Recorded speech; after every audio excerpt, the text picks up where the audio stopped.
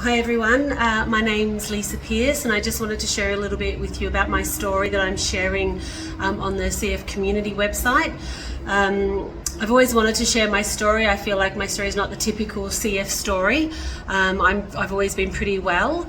And then when I was 13, my dad took me around the world. And I think the most important thing I want to share with people is that, just because you have CF, it doesn't always have to stop you from doing things.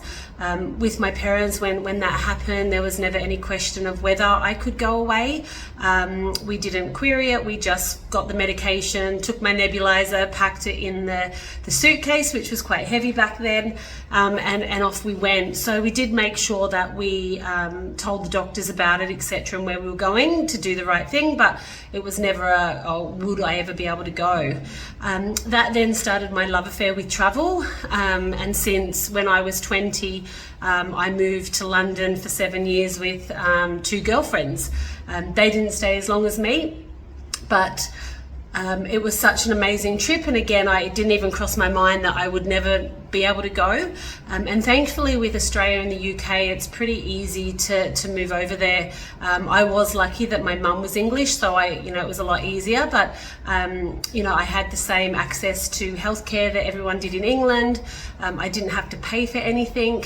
I would go quarterly for my checkups like I did in Australia, and I was referred by my doctor here in Brisbane. So if you are interested in going, it's worthwhile having a chat to your doctor, and then they will know doctors to perhaps refer you to over in the UK. Healthcare wise, they have national insurance, you get a card. I guess it's a little bit like Medicare, and you do, then you get all your GP appointments, all that kind of stuff free, just very similar to Australia. Medicare medication, very easy, costs about the same, pick it up at the chemist, all very simple like here as well. From there, when I was away, I was very fortunate. I did do some travel through Europe.